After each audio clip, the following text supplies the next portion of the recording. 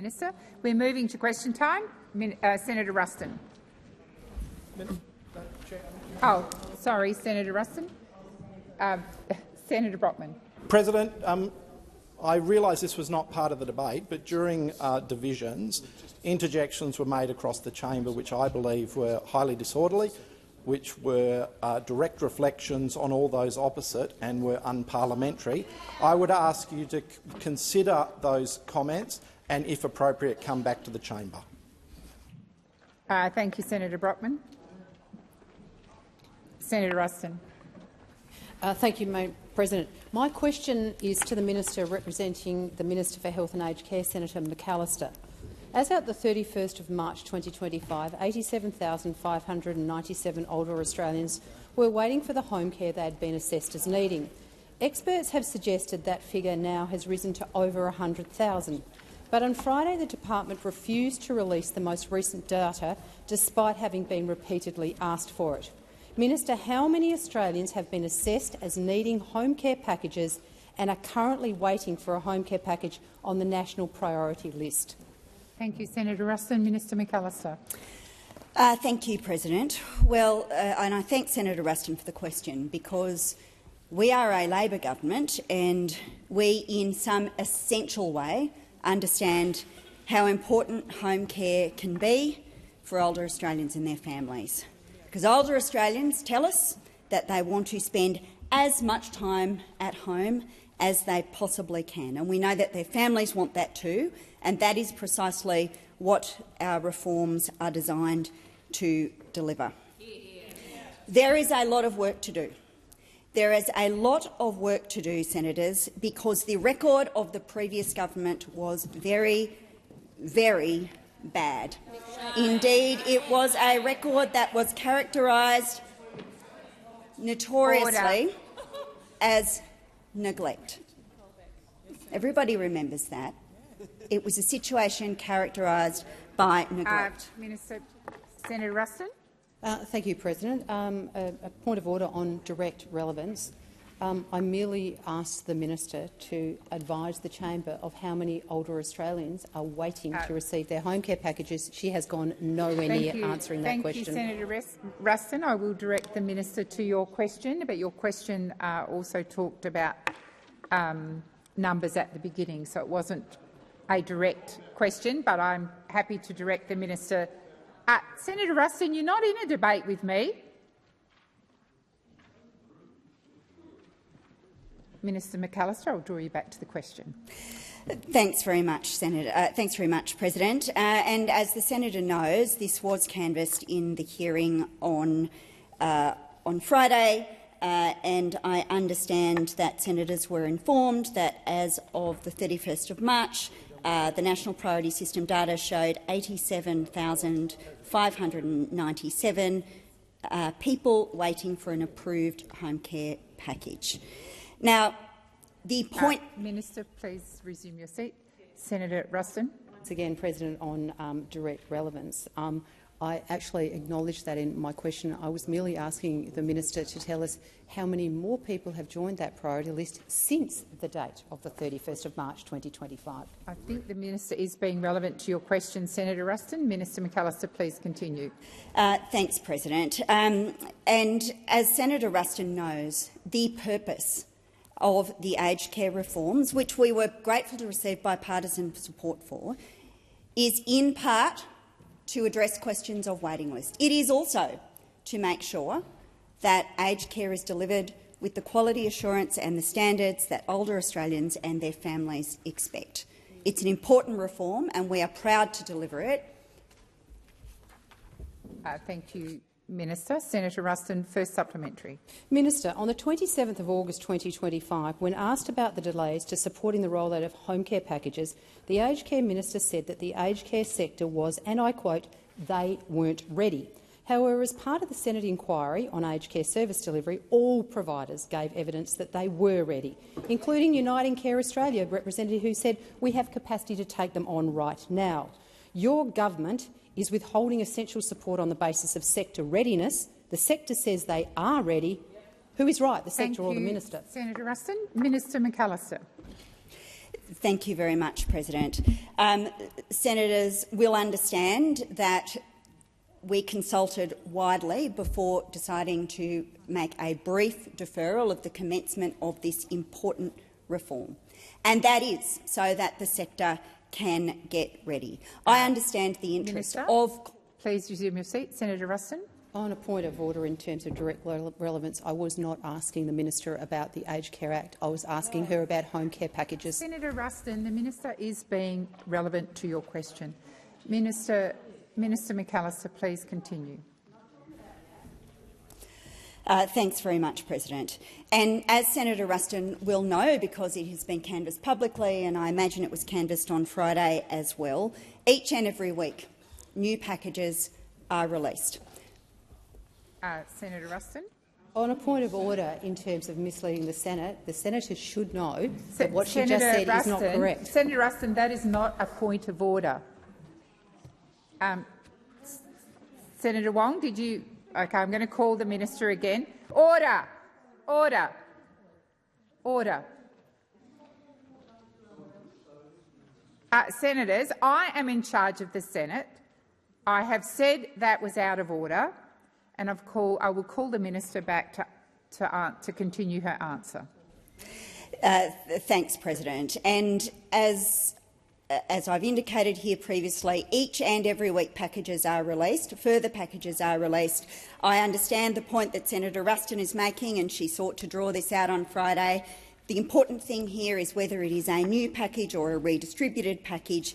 It is an older Australian coming off the waiting list and getting the care that they need. Answering has expired. Senator Ruston, second supplementary. Minister, it was revealed on Friday that 121,596 older Australians are currently waiting to be assessed for home care support, and that they could be waiting up to 15 months just to be assessed. This is on top of the more than 87,000 older Australians on the national priority list that don't have home care packages.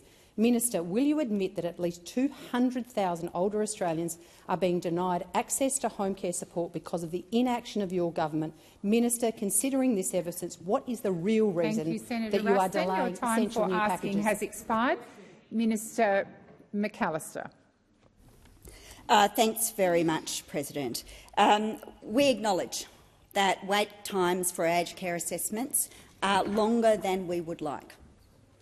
We don't pretend that this is good enough or that this is the final resting place for this issue, because record numbers of Australians are seeking and receiving home care services.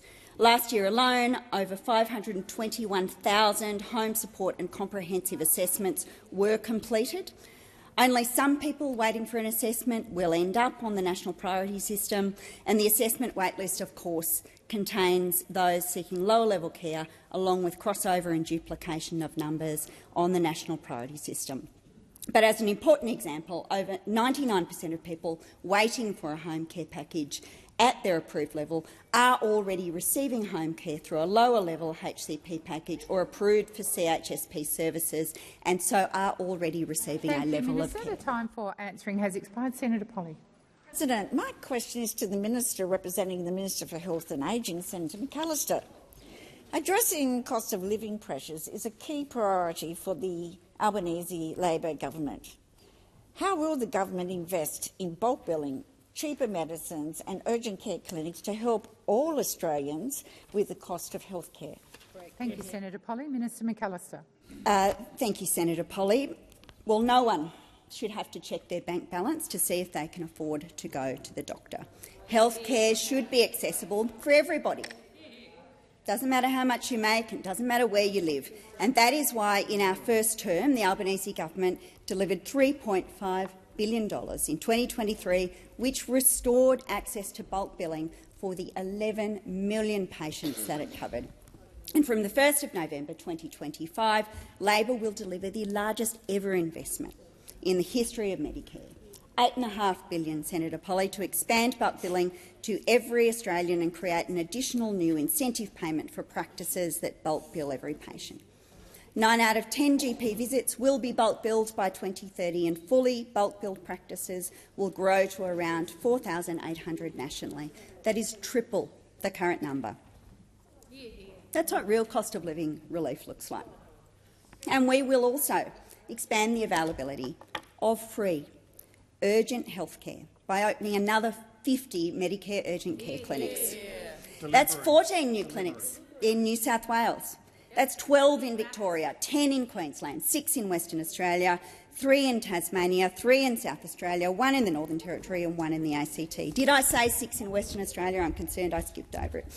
When Labor came to government, we promised 50 urgent care clinics. How much did we deliver? 87. Not 87. So unsustainable after all. And once all of these clinics are open, 4 out of 5 Australians will live within a 20-minute drive to an urgent care clinic. They're a game changer for families. 1/3 of patients are under the age of 15. And people won't have to pay $1 to access these urgent care clinics. All you will need is your Medicare card. The time has expired. Senator Polley, first supplementary. Thank you, Minister. This is a government that actually delivers for the Australian people, but the out-of-pocket costs at the doctor's office can be a big hit to the hip pocket of many Australian families. What other actions is the Albanese Labor government taking to deliver cheaper medicines for all Australians? Thank you, Senator Polley. Minister McAllister. Well, in 2023, we delivered the largest cut to the cost of medicines in the history of the PBS. The maximum cost of the script fell to $30. That was from $42.50. But we want to deliver even more cheaper medicines, and that is why the government will make sure that a prescription on the Pharmaceutical Benefits Scheme costs no more than $25. This is a 20% cut in the maximum cost of medicines under the PBS. It's saving Australians more than $200 million a year.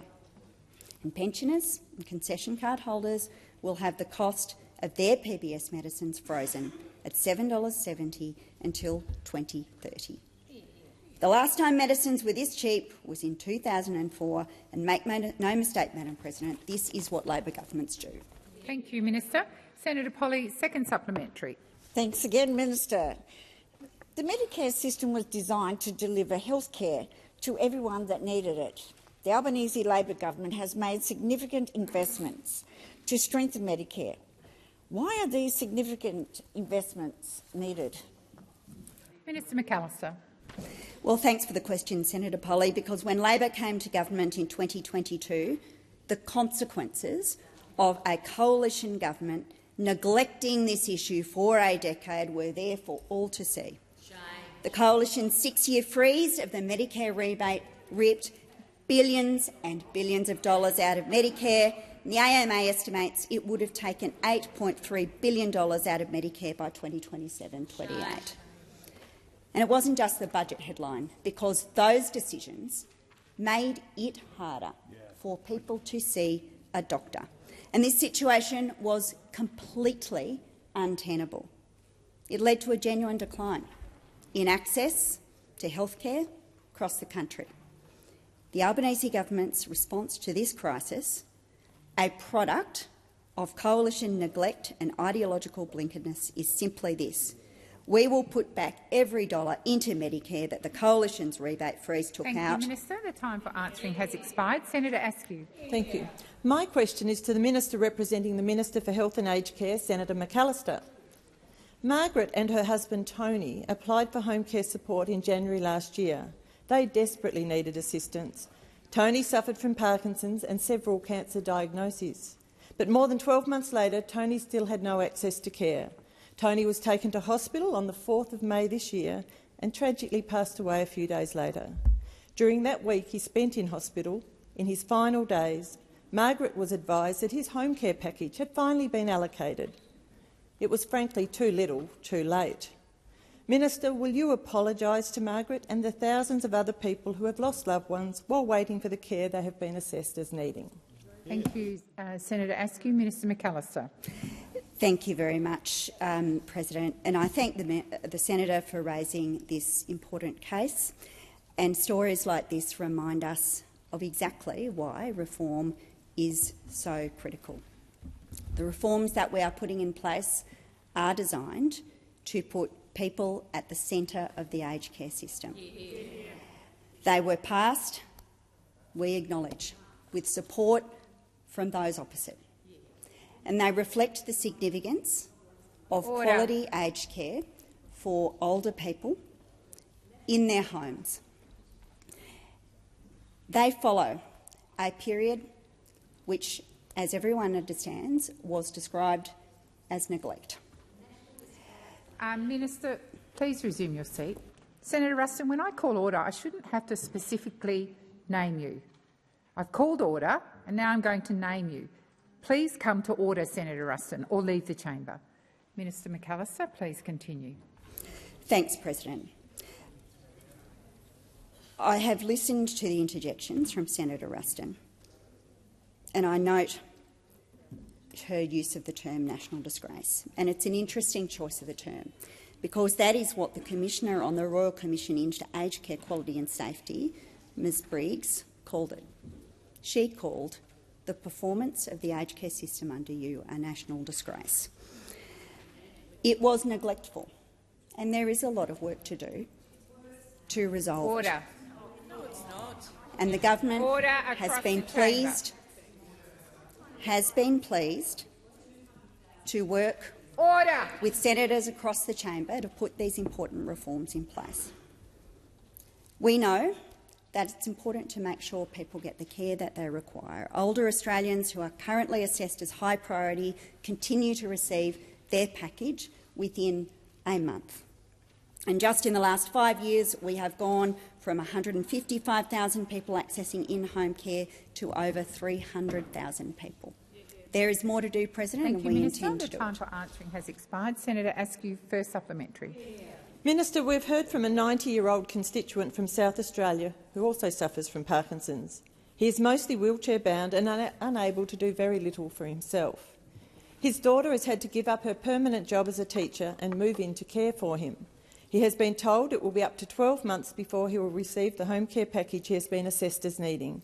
Minister, will you promise this 90-year-old constituent and his daughter that you will urgently address this wait list before it is too late? Thank you, Senator Askew. Minister McAllister.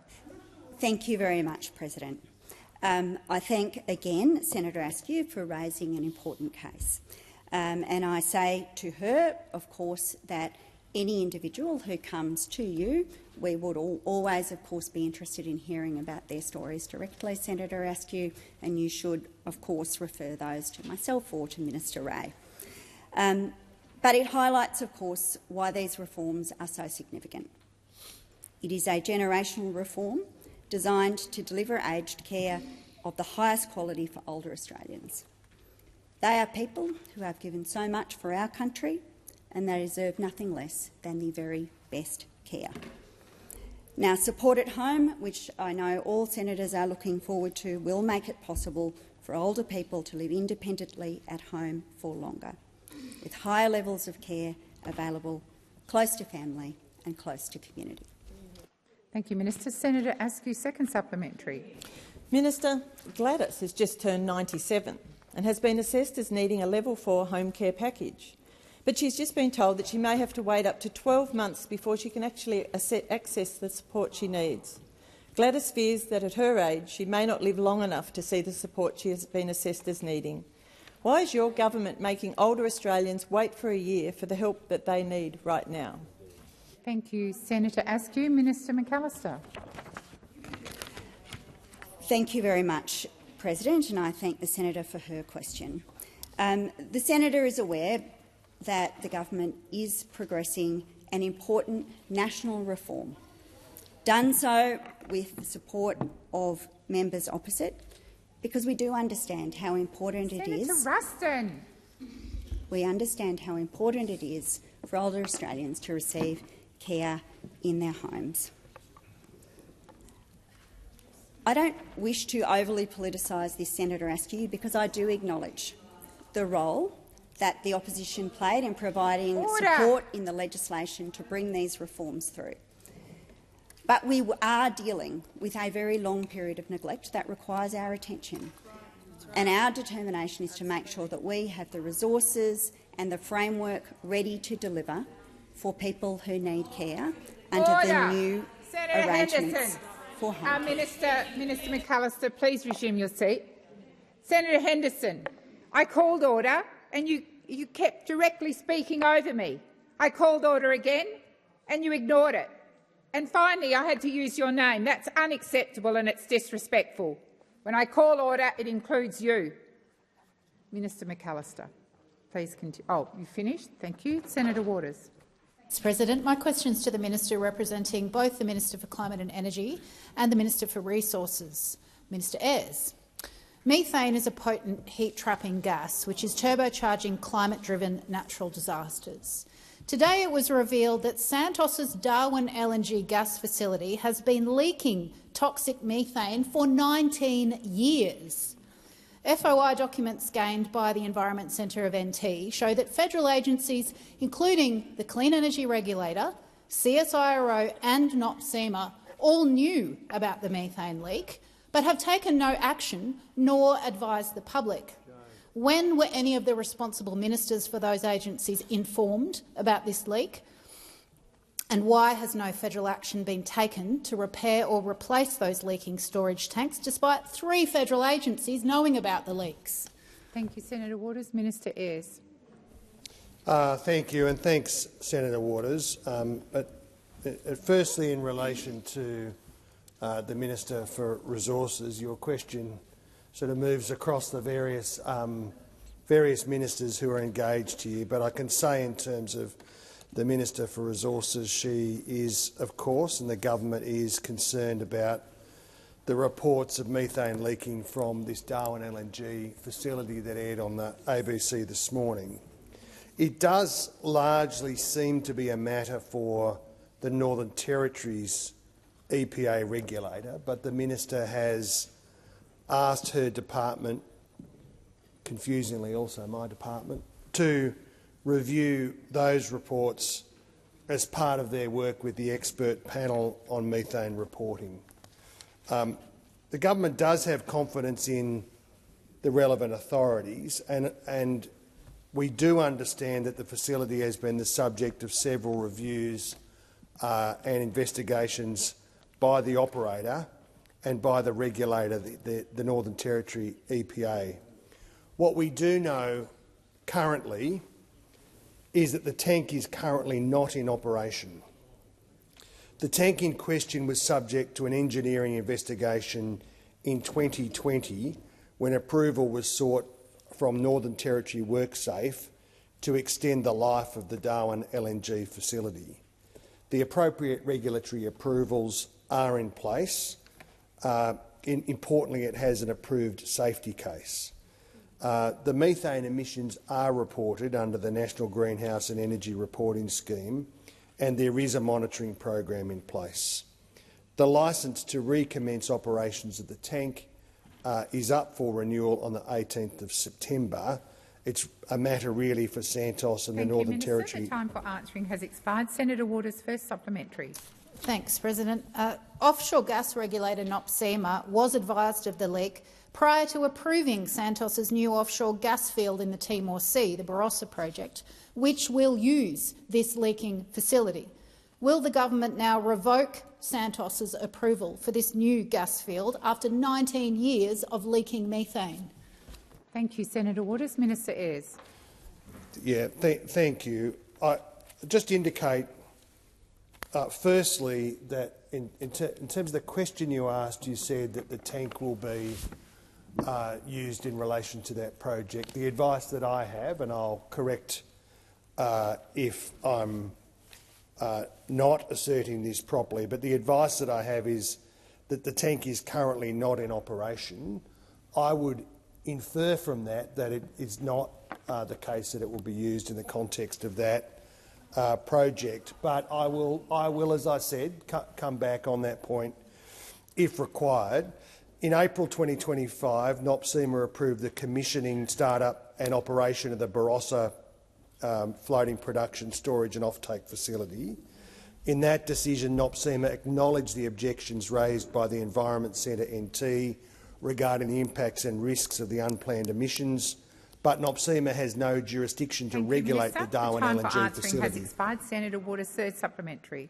Second supplementary. Thanks, President. The CSIRO has a history of financial agreements with gas corporations and a history of not disclosing those links. Was CSIRO's failure to publish their methane monitoring work at the site since April 2021 and the failure to do anything to stop the leak because of their financial links to Santos? Minister Ayres. No, and it's usually the role of some of the characters over here to impugn the independence of the CSIRO. It's less usual for that to happen from you, and I think that, Senator, on reflection, I don't think impugning the independence of the CSIRO is the interest of that organisation. They were engaged some years ago to review third-party methodology for monitoring fugitive methane emissions at the Darwin Export Hub. As part of that project, the CSIRO did not undertake any direct monitoring at the site. That is the extent of their engagement with these issues, and I think it's important not to carelessly impugn the independence of that organisation. It's an important organisation for the country. Research and engagement in the energy sector, including the gas sector, actually is in the national interest. Senator Cox. Thank you, President. My question is to the Minister for Indigenous Australians, Senator McCarthy. The Albanese Labor government is committed to building a stronger future for First Nations Australians, including through economic empowerment. How are First Nations people contributing to the government's economic agenda? Thank you, Senator Cox. Minister McCarthy. Thank you, President, and I thank Senator Cox for the question. The Albanese Labor government is absolutely committed to building a stronger future for First Nations Australians, and economic empowerment is very much at the heart of that commitment, President. And over recent weeks, I've travelled across the country to host First Nations economic roundtables.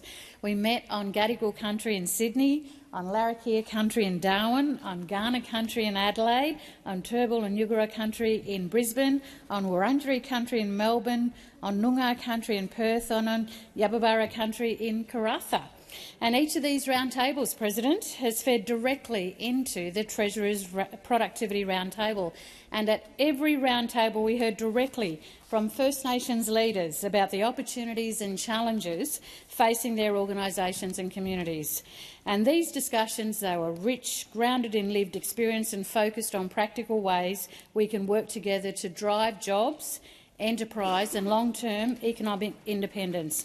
And I heard from First Nations leaders about possibilities for Indigenous businesses, opportunities for land activation to support community aspirations, and the power of education as a foundation for economic empowerment. I want to thank my Labor colleagues who joined and helped to co-chair many of these important conversations, including you, President, Senator Cox, Senator Stewart, Senator Smith, the Assistant Treasurer, the member for Bonner, and the member for Barton as well. Their attendance and their support demonstrate the whole-of-government commitment we are bringing to this reform agenda, President. The voices of First Nations people are at the centre of this work, and their insights have fed into the Treasurer's roundtables and our reform agenda. And this is how we ensure that economic empowerment and productivity go hand in hand for the benefit of all Australians. Minister. Senator Cox, first supplementary. Thank you, Minister. I welcome the update on the First Nations roundtables and the Albanese Labor government's commitment to economic empowerment of First Nations Australians. It's important to uplift the voices of Indigenous Australians and share our positive stories. Did the minister undertake any visits in connection with these roundtables? Minister McCarthy. Yes, thanks, President. Absolutely. Alongside the roundtables, it was important to get out and see First Nations businesses on the ground, which I certainly love to do more broadly anyway. In Sydney, I visited Indigigrow at La Perouse, and what began as a small native plant initiative in 2018, President, has now grown into an Indigenous-run nursery, employing 10 local Aboriginal staff, providing jobs while caring for country and strengthening culture. In Adelaide, I had the privilege of visiting Auntie Vicky's cafe, Block Your Dot. It is a 100% Aboriginal-owned and run business in the heart of the city. Auntie Vicky had dreamed of running her own cafe for decades, and earlier this year that dream became a reality.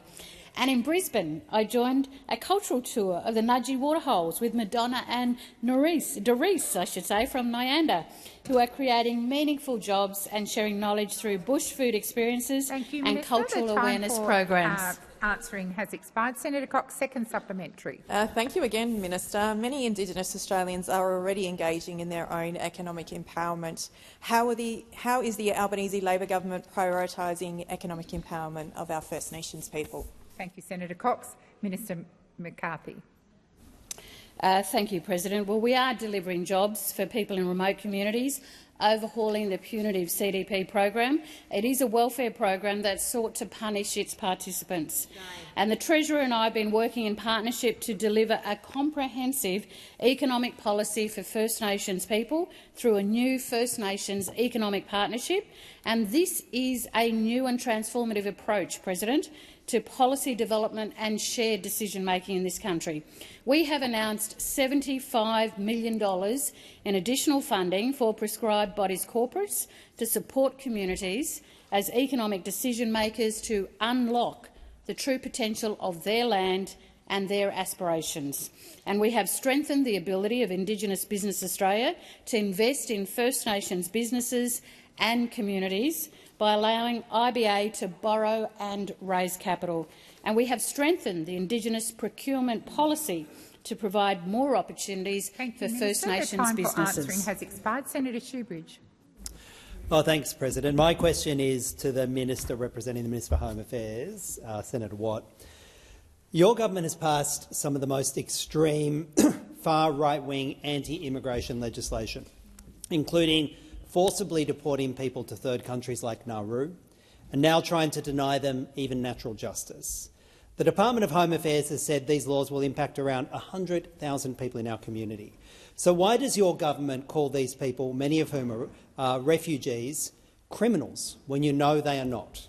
And will you acknowledge that this rhetoric, this dog-whistling and dehumanising, fuels the far-right rallies we saw over this weekend? Thank you, Senator Shoebridge. Minister Watt. Thank you, President. I think even for Senator Shoebridge it is a stretch to be implying that the Government of Australia, the Albanese Labor government, is responsible for the rallies we saw over the weekend. This government could not have been clearer in our condemnation of those rallies before, during and after the event. Unlike certain other people in this chamber who wanted to be against the rallies until they were held and then started retreating at a rate of knots to say, oh, maybe it was okay after all. We have been absolutely unequivocal in our condemnation and opposition to those rallies. And while it might suit the Greens political party's political interests to try to accuse the Labor government of being responsible for those rallies, I think people will see through that for what it is. Just another political cheap shot from a party consigned to irrelevance in this parliament. Senator Shoebridge. My question was about the dehumanising right-wing anti-immigration legislation, and the minister has yet to address it, probably because of his embarrassment. Senator Shoebridge, first of all, when you stand, you inform me it's a point of order, which I presume it was, but you let me know that it is. The minister is being relevant to your question. Minister, please continue. Thank you, President. So the legislation that Senator Shoebridge was referring to before he tried to blame the Labor Party for rallies of extremists over the weekend, that legislation makes targeted amendments to the Migration Act to expressly exclude procedural fairness from applying to the exercise of powers that deal with the taking of action in relation to third-country reception arrangements. And as to why the government is introducing this legislation, the point of principle that we're adopting is that if someone does not have a right to a visa in Australia, then that person should leave. And that is the situation in relation to the NZYQ cohort, as they become known. That is the basis of that legislation. That principle, that if you don't have a right to a visa in Australia, you should leave Australia, that is the basic principle of any functioning migration system, but it would appear that the Greens party does not support that principle, that someone without a right to a visa should leave Australia.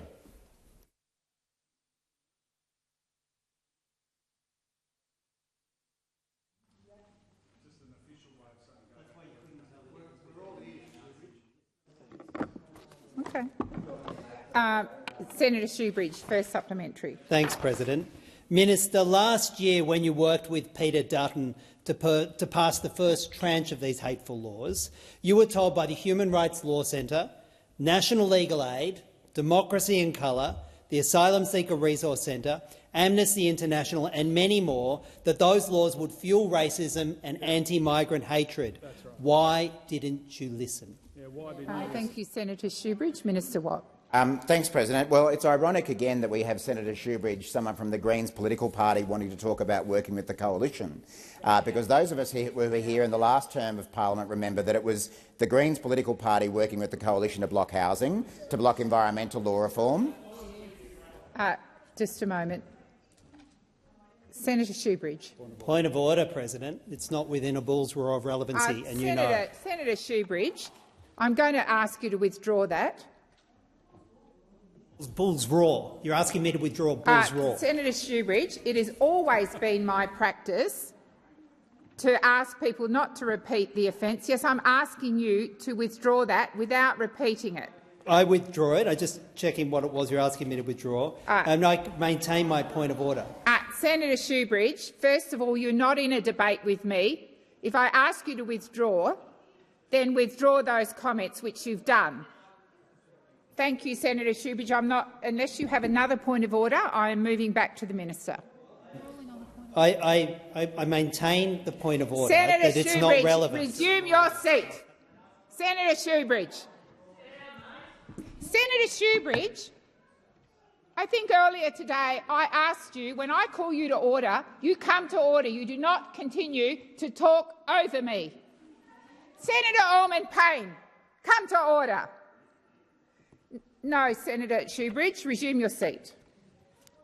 I'm going to ask the minister to continue his answer. Minister Watt. Thank you, President. Well, Senator Shoebridge has his glass jaw out wide this week, Senator that's for Watt, sure. I'm going to ask you to withdraw that. I'll withdraw. Thank you.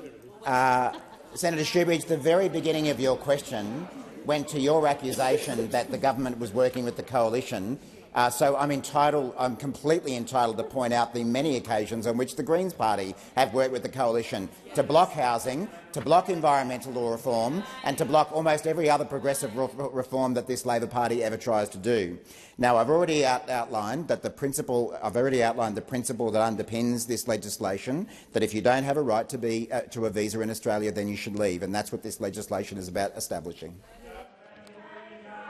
Senator Shoebridge. It's what it is. Thank you, President. Will you now, Minister, will your government publicly release the secret $400 million MOU on deportation you've signed with Nauru? And I ask that especially, noting that the Nauruan President had said in relation to the deals he's cut with the Albanese Labor government that Nauru's, and I quote, long-term goal remains the eventual repatriation of these individuals to their home countries. They have fled persecution and they need protection. Yeah. Thank you, Senator Shoebridge. Minister Watt. Thank you, President, and thank you, Senator Shoebridge. The government will publish details about that agreement in the usual way at the appropriate time. It's obviously a matter for the Nauruan government to make a decision as a sovereign nation what agreements they enter into. They have chosen to enter into this agreement with Australia, and therefore the agreement will be honoured. Thank you, Minister. Senator Mackenzie. Thank you. My question is to the Minister representing the Prime Minister, Senator Wong. Hundreds of Victorian farmers, community members and volunteer firefighters travelled to Ballarat in their utes, tractors and fire trucks last Friday to protest Labor's renewable energy policies, where the risk of transmission towers and renewable energy infrastructure are threatening the futures of regional communities. Speaking at the Bush Summit, the Prime Minister was heckled and booed when questioned about protecting rural communities. The Prime Minister told farmers, and I quote, "I'll continue to engage, but I won't bullshit people." Minister, does the Prime Minister's no bullshit policy mean the government will start telling the truth and release the modelling of the true cost of Labor's 100% renewable rollout? Thank you, Senator Mackenzie. Senator Wong. Well, Senator, thank you for that question and thank you for the opportunity to outline the difference between our political parties about climate change, net zero and renewable energy, because we on this side recognise the imperative of transitioning the Australian economy. We on this side recognise the opportunity that we have. We on this side recognise the importance of reforming the energy system. We on this side recognise the importance of policy certainty. On that side, what we know is that they have had decades of internal fighting about climate policy, and they're still not over it. Even though Ms Lee has made really clear her view on these issues, everyone from Senator Cash to Senator McKenzie are showing a complete lack of loyalty to the leader and, frankly, not listening to their voters. I am interested. Minister Wong, please resume your seat. Senator McKenzie. On a point of order. Direct relevance. I don't argue with the Labor Party's commitment to this policy. I want them to release the true cost. Okay, the minister is being relevant. Thank you, Senator McKenzie. Minister Wong. Well, thank you. And I was interested, Senator, to see some of the commentary, including from the Western Australian Liberal leader and in the papers, about coalition voters and how most coalition voters are actually wanting the coalition to take a mature and rational approach to this policy dilemma. But instead, well, I'll take that interjection, lower the cost. If you really think that coal-fired power is a lower cost after you have seen coal-fired power exit the system and you have seen how the unreliability of ageing coal-fired power stations has increased costs to Australians, and you really think that nuclear is the way forward, well, I think everyone can look at the coalition's policy and see it is ideological and irrational. Ideological and irrational. The facts are we have the cheapest possible policy, unlike you. Thank you, Minister Wong. Senator McKenzie, it is one thing to quote language which, quite frankly, I'd rather you didn't. It is quite another to shout it across the chamber. Please withdraw. On behalf of the Prime Minister and I withdraw. No, Senator McKenzie, you shouted it across the chamber. Now, Senator McKenzie, I'm going to ask you to put your first supplementary. Thank you, ma'am. Government agencies and renewable companies are failing landholders and communities affected by the renewable rollout.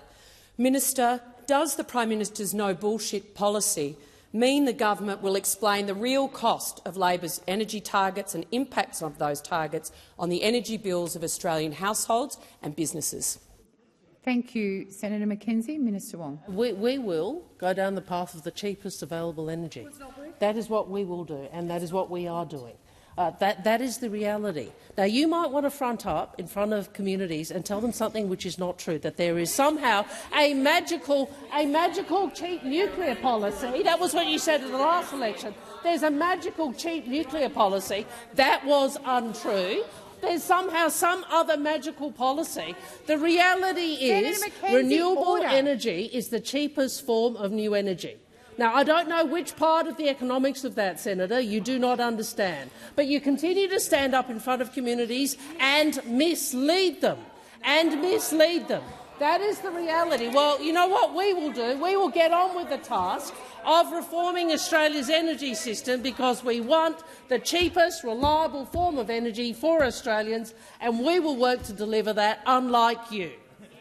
Thank you, Minister. Senator McKenzie, second supplementary. Under the Prime Minister's no bullshit policy, will the government explain why, under Labor's renewable rollout, regional communities are bearing the burden of hosting infrastructure on their land, impacting food security, social cohesion and private property rights? Order. I want order in the chamber before I call Senator Whish-Wilson. Senator Whish-Wilson. Once again, I've called order and you continue to speak over me. That is disrespectful. Order. Order. I cannot believe I called you to order and you still kept going. Minister Wong. Well, first I'll take the question about social cohesion, because we have just had a debate on that, Senator. which was part of your question. You talked about social cohesion, and you voted against Australia affirming Australia as a nation that welcomes different races, religions and views, united by respect for each other's humanity and for each other's right to live in peace. You voted against that, so don't address me about social cohesion. I have asked you to resume your seat. Senator McKenzie. On direct relevance, point of order, Madam President. The minister knows full well that just because she can't answer the question doesn't mean she shouldn't at least give these divided communities. Senator McKenzie, you are not in a debate with me. I called you to order and you kept talking over me. The disrespect in this chamber over the last couple of hours is quite frankly disgraceful. It really is. And every single person who's been disorderly in this place ought to reflect on that. The minister is being relevant. Minister Wong. Thank you, President. Well, I am asked about social cohesion, and I think, Senator McKenzie, it is legitimate for us to point out on a day when you vote against a motion on social cohesion in the way that you did, to say to you, really, don't come into this chamber and talk to us about social cohesion when you are refusing to play your part as an elected representative, to contribute to strengthening it. That is what is occurring. So the hypocrisy is on display between this side of the parliament and those opposite. Thank you, Minister Wong. Minister Gallagher. Point of order, President. I'm just wondering whether you could reflect on previous rulings of other presidents around the use of unparliamentary language by way of quotation during question time, and come back and consider them just in light of Senator McKenzie's questions today. Yeah, I do recall, and I will take advice, but I think where it's quoted, sadly, it is not unparliamentary, even though I may have a different view, but I will go back and reflect. Order. Senator Roberts. Thank you, President. My question is to the Minister representing the Attorney-General, Senator Farrell.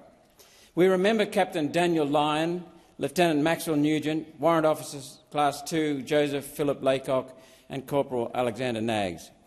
Minister, the Comcare investigation into the fatal Taipan Defence helicopter crash in the Whitsundays, released in response to my order for production of documents, revealed the National Health and Safety Investigator alleged serious breaches of workplace health and safety laws by the Department of Defence.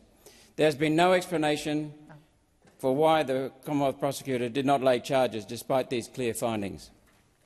Minister, given this new information, will the government release the Commonwealth Prosecutor's reasons for not pressing charges despite the allegations from Comcare to give the families of the crash victims closure and ensure that these allegations are properly tested in court? Thank you, Senator Roberts. Minister Farrell.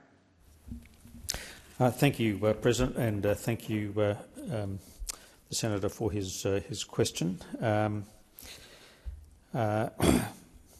This issue obviously is an issue concerning the Attorney-General, but as you have said, Senator, we do recognise and pay tribute to the fallen MRH-90 aircrew who were lost in Lindeman Island on the 28th of July 2023. As to the specifics of your question, Comcare is the independent federal work health and safety regulator responsible for monitoring and enforcing compliance with the Commonwealth Work Health and Safety Act. In July 2023, Comcare began an investigation of potential work health and safety offences relating to the fatal crash which you referred to in your question. The investigation focused on the Department of Defence's duty owed to workers under the Commonwealth Work Health and Safety Act. Comcar conducted a thorough investigation and has provided their findings to the Commonwealth Director of Public Prosecutions. There are ongoing independent investigations on this matter by the Inspector-General of the Australian Defence Force and the Queensland Coroner, who is also supported by the Queensland Police. As these investigations are ongoing, it would be inappropriate to comment on them at this stage. Senator Roberts. Thank you, Minister. Senator Roberts, first supplementary. Thank you. The Comcare investigation lays out that Defence knew the top-owl helmet displays could tell the pilots the incorrect altitude, that the risk was controlled flight into terrain with the consequence of serious injury or death, that Defence overrode their own internal systems to field the equipment anyway, and that the pilots of the crashed helicopter were flying at low altitude in the dark, a high risk for this hazard. Why did the prosecutor not progress this case? Thank you, Senator Roberts. Minister Farrell. Thank you, President, and thank Senator Roberts for his first supplementary question. Look, I refer you back to my original answer, Senator Roberts. I think I can repeat it for your benefit. There are ongoing independent investigations on this matter by the Inspector-General of the Australian Defence Force and the Queensland Coroner. As these investigations are ongoing, it's inappropriate to comment on them. Senator Roberts, you would be aware that the last thing anybody would want to do in these circumstances, given the terrible circumstances of losing these pilots, is to interfere with investigations that are ongoing. For that reason, it's inappropriate to make further comments on this matter. Thank you, Minister. Senator Roberts, second supplementary. Minister, the clarity of these Comcare documents provides a real justification to waive the immunity on legal advice and understand why this case was not progressed on behalf of the victims' families. Do you accept there are genuine grounds to understand why? Will the government release the reasons why the prosecutor chose not to follow the advice Comcare provided? Thank you, Senator Roberts. Minister Farrell. President, and thank Senator Roberts for his second supplementary questions. Look, I don't believe that the Attorney-General does believe that in these circumstances. Senator Roberts, there are certain relatively fundamental principles that apply in all of these cases where further investigations are being undertaken. We feel great compassion for the families of the people who were lost in this terrible accident, but there are investigations underway. I think the Senate ought to leave those investigations to the appropriate authorities to make a final determination of the issue, and I think that's the appropriate course of action in these circumstances, Senator Roberts. Thank you, Minister Farrell. Senator Babet. Thank you, President. My question is to the Minister representing the Minister for Immigration and Citizenship, Minister Watt. Minister, in a media interview yesterday, you said we absolutely condemn the March for Australia rally that's going on today. It's not about increasing social harmony. It's about spreading hate and division in our community. So, Minister, how does the current record high level of immigration encourage social harmony? Thank you, Senator Babet. Minister Watt. Thanks, President, and thanks, Senator Babet. I can certainly tell you one thing that doesn't encourage social harmony in Australia, and that is overt support for the kind of rallies we saw yesterday, and that is oppositions who aspire to be future governments of this country opposing Senate motions like we saw about an hour ago that sought to affirm that Australia is a nation that welcomes different races and religions. That's what we saw. No. Have a look back at what you did. You opposed a motion in the Senate that affirmed that Australia is a nation that welcomes different races and religions, and the coalition, the Liberal Party of Australia, opposed a motion that rejected the racism, white supremacy and condemnation of immigrants on display at rallies held over the weekend. That is the so-called Liberal Party of Australia. I don't resolve for one moment from the comments that I made yesterday. and interestingly comments that were made by some members of the opposition before the rallies, where they also condemned those rallies. But as I say, the minute the rallies that happened, they ran away from their position at a rate of knots. Now, we saw in the lead-up to those rallies the opposition leader, Ms Lee, go and put a video up saying there is no place for violence, racism or intimidation, trying to take a stand against some of the views that were expressed at those rallies on the weekend. But what we saw at those rallies then was neo-Nazis addressing the Melbourne rally, that rally ending with attacking the site of Aboriginal resistance in Melbourne and a sacred resting place, an Adelaide protester carrying a placard in support of an alleged cop killer, and speeches blaming migrants for housing shortages. That's what we saw at those rallies over the weekend. And then, when offered an opportunity to support a motion of the Senate that affirmed that Australia is a nation that welcomes different races and religions, the opposition voted against that. When offered an opportunity to support a motion rejecting racism, white supremacy that we saw in the rallies, the opposition voted against that. Shame on you. Thank you, Minister. The time for answering has expired. Senator Babet, first supplementary. Minister, look, the vast majority of people that were there yesterday at the march were just everyday mums and dads, grandparents, struggling workers and many immigrants themselves. Do you seriously believe that, as you said on Sky News yesterday, that these people were motivated by hate and division, or are you going to concede that they're just motivated by a genuine concern for their country and their standard of living? Thank you, Senator Babet. Minister Watt. There are plenty of ways that people can express their love of their country or express their concern about cost of living. One way that some people have chosen to do that is attend rallies that are being addressed by neo-Nazis. And I don't think that is the right way to express your concern about your country. And I don't think that the views that we had on display at those rallies yesterday represented Australian values whatsoever. Australian values are about a fair go for everyone, regardless of who they are and where they come from. Australian values are about standing up for someone who's less fortunate than yourselves, not what we saw there yesterday. The values that were expressed at those rallies yesterday were not Australian values. Order across the chamber. Order. Senator McKim, you continue to speak over me when I've called for order. Once again, you are being disrespectful to the chair. Minister Watt, please continue. And you know, I know that in their hearts there are some members of the opposition who agree with what I'm saying. People like Senator Bragg, who was interviewed about this and interviewed about the effect of anti-migrant policies on the coalition's vote at the last election.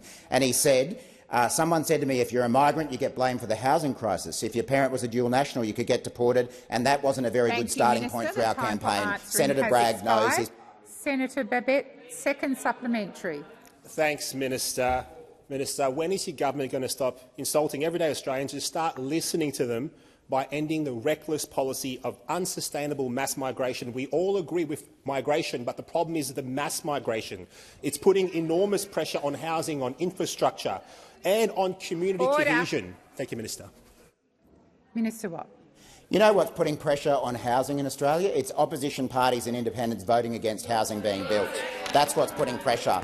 And it's these hypocrites here who get up and try and use their mealy-mouthed phrases about migration and about Australian values, and then every time we try to do something about housing, they vote against it. Now, Senator Bragg is not alone. We've got Senator Scarr, who I acknowledge does a lot of work in the Queensland multicultural community, and he goes as far as doing speeches in here, speaking to the Australians of Indian heritage.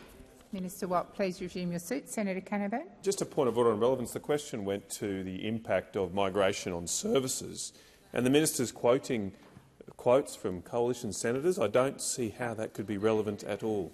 Thank you, Senator Canavan. I will draw the minister back to the question, and before I ask him to continue his response, I'll ask for silence in this chamber. And I think I have addressed Senator Babet's question in what I've already said about voting against housing, like all of these people do. Now, Senator Scarr spends a lot of his time spending time with multicultural communities in Queensland. He makes speeches to Australians of Indian heritage that their community is a great blessing for our beautiful country. Minister Watt, please resume your seat. Order. Senator Canavan. Madam President, I think you rightly asked the minister to come back to the question, and instead the minister's then gone back to the exact same points he was making before you asked him to return to the question. Senator Watt, and you need to respond from what the government is doing in relation to Senator Babette's question. And I repeat that our government is building more housing and is building more infrastructure, despite opposition of people over there. The problem is that whether it's Senator Scarr, Senator Bragg or anyone else, they say things up in Queensland or wherever, and they come and vote for motions and don't want to condemn far-right neo-Nazis. Senator Bragg. Thank you very much, President. My question is to the Minister representing the Prime Minister, Senator Wong, and it goes to how many houses have actually been built, not bought or acquired, by the Housing Australia Future Fund. Senator Gallagher previously told the Senate that the HAF had acquired and converted 340 homes. My question is the HAF still acquiring and converting homes? Thank you, Senator Bragg. Minister Wong. Thank you, President. I'm very pleased to get this question again from Senator Bragg, and I'm very pleased to update him since last week that we now have more than 5,000 homes through Commonwealth programs having been completed since coming to government. And Senator, I would say two things about your interest in housing policy. Can I say first, we are very disappointed, as are so many Australians, that your position as housing spokesperson is one of opposing more houses. We are disappointed in that. But one thing I would say, Senator Bragg, at least you, unlike most of your party, have not been prepared to point to migrants and migration in the housing debate. So at least we'll respect that. I wish more Liberals would be liberal and take the same view you do. Minister Wong. Sorry, Senator Bragg. Thank you, President. Point of order on relevance. The question was clearly about whether the HAF was still acquiring and converting houses. Thank you, Senator Bragg. I will bring the minister back to the question. Minister Wong. Thank you, President. Well, as I said, President, through you, I'm very pleased to update the Senate that since I last gave this answer last week, that we now have more than 5,000 homes completed through Commonwealth programs since coming to government. That is an update from last week, which was 4,000 homes. Now, obviously, we on this side believe that adding to the supply of housing is one of the ways in which we can address affordability. It is disappointing. It is disappointing. That those opposite now complain about housing affordability but stood in the way and continue to stand in the way of adding to housing supply. And of course we all understand the economics of any market, but certainly housing supply affects Minister price. Wong, please resume your seat. Senator Bragg. Point of order, President. The question was clearly about whether the HAF was acquiring and converting existing houses. Thank you, Senator Bragg. The minister is being relevant to your question. Minister Wong, please continue. Well, as I said, some 5,000 houses have been completed under a range of government programs, Senator Bragg, and they include HAF projects in Ms Lee's seat, in Mr Hastie's seat and Ms McIntosh's seat, 132 homes in Penrith, in Page, 32 homes in South Grafton, in Moncrief, 230 homes in Southport. Has expired. Senator Bragg, first supplementary. Thank you very much. The HAF was legislated 2 years ago and its troubles have been well documented, Minister. Has the Prime Minister asked the Housing Australia Future Fund to buy houses to inflate these numbers? Thank you, Senator Bragg. Minister Wong. Well, President, I don't accept the precursor to that question, the various assertions about the HAF. The primary problem the HAF has had, which you made a set of assertions in your primary question, Senator, the supplementary question. The primary problem the HAF has had is that you stopped it. Correct. That's the primary problem. Like, it's hard to get going when you and the Greens team up to stop more houses being built. Now, so every time you come in here and say, well, we're really worried about how many houses are being, well, why are there not more houses being built? Everyone on this side kind of goes, well, there was a problem, which was you lot said no. Minister Wong, please resume your seat. Senator Bragg. Well, it's a point of order again on relevance. We're trying to get to the point about whether or not there is acquiring and converting going on and whether the Prime Minister has directed that. And the minister is being relevant to your question, Senator Bragg. Minister Wong. Again, I would point out that my recollection of the legislation, the Finance Minister is telling me that she thinks I might be right, is that there are governance arrangements in relation to the HAF, which would obviously be applicable, would be inconsistent with the political assertion you just made. But, Senator, we always come back to this problem, don't we? Has expired. Senator Bragg, second supplementary. Thank you, President. Does the government concede that by acquiring and converting at least 340 houses, the HAF is making Australia's housing crisis worse by competing with Australians? Minister Wong. Thank you. Well, again, I don't accept the premise of the question that's been put to me. I then would say, if you are worried, Senator Bragg, about the Commonwealth participating in the market or buying houses because you're saying that's not enough supply, why did you block supply for so long?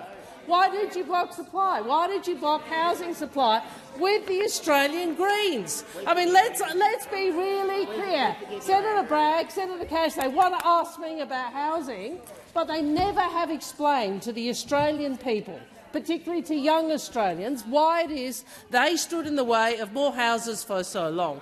And with that, President, I ask that further questions be placed on notice.